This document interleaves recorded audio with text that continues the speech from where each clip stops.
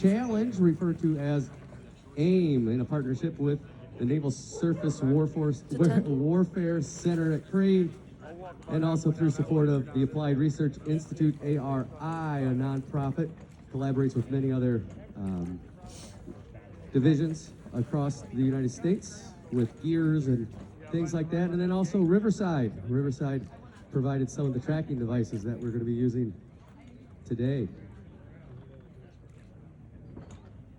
It appears as though we are beginning again. The first challenge is to gate the vehicle, the ability to go through for docking on the way back, but also the ability to go through a certain space without touching the buoy. So it appears as though they have successfully entered the course.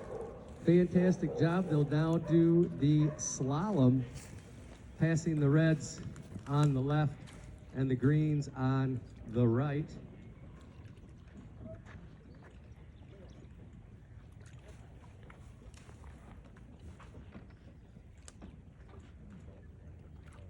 Again, extra points for not touching, zero touching of the buoys. The Dodge Challenge is a 50-point challenge. Each team has 1 hour to complete as many challenges as possible.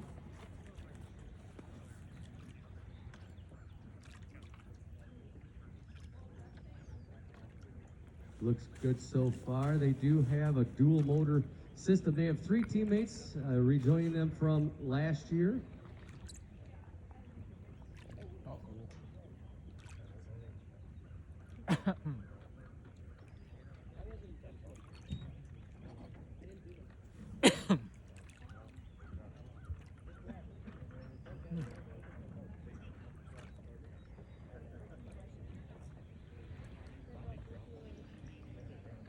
Again, you notice that they have launched their drone. So again, one of the challenges is to be able to launch a 45-point challenge.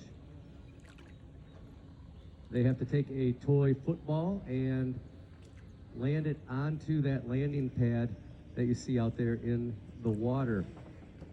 Due to regulations, drones cannot land on the docks or the property here at Pokagon, so those drones can either land back on their vessel or on that little pad that's next to the dropping area.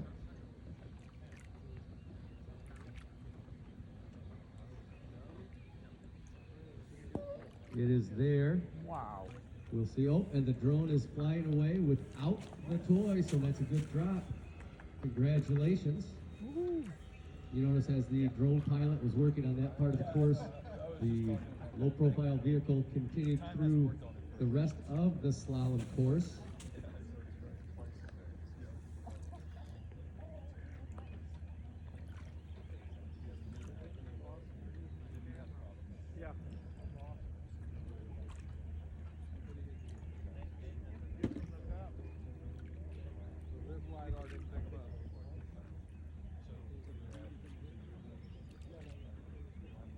You'll notice out there floating in the water a couple of units. Those are laser ability to detect, so they also need to be undetectable, hopefully, from others that might want to harm these vessels out in the real application.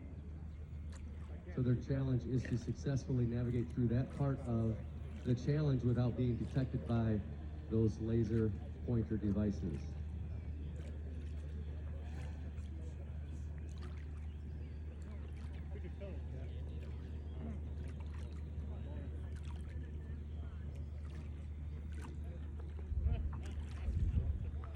I believe the next part of the challenge of the course they're going to be attempting is to pick a color.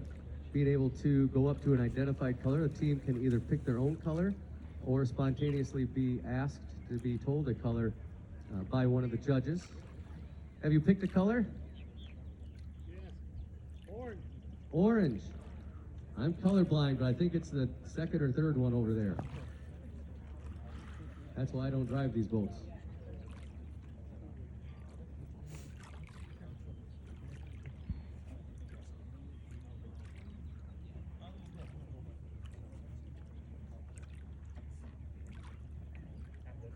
You'll also notice a large basket on the front of their vehicle that is going to be used to hopefully retrieve that case that you also see floating just beyond the boat hoist.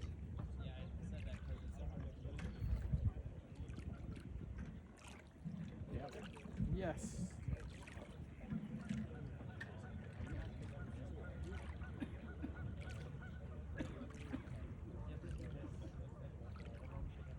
Good morning, geese. Waking up the neighbors.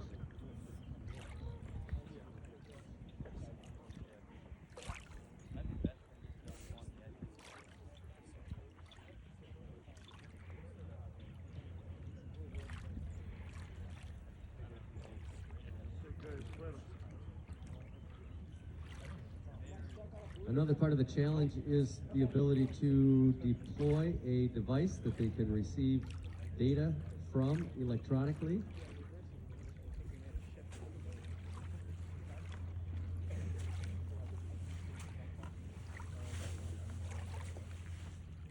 I believe their device is held on their vehicle with a small claw, so they're going to have to be able to send a signal to that claw to drop that device. Yeah, it's over there, and then he has the yeah.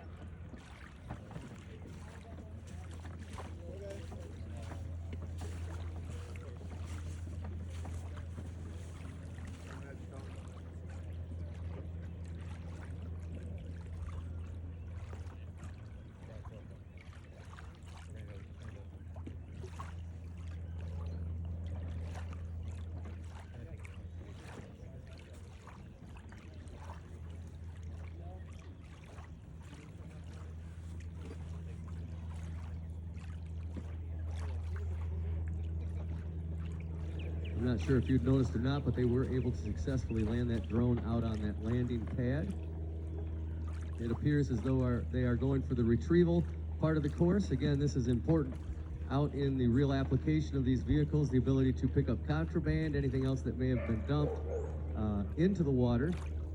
Part of the points is the ability to snatch that case like they have done right there. There's also additional points if their vehicle is actually able to take that up and out of the water completely.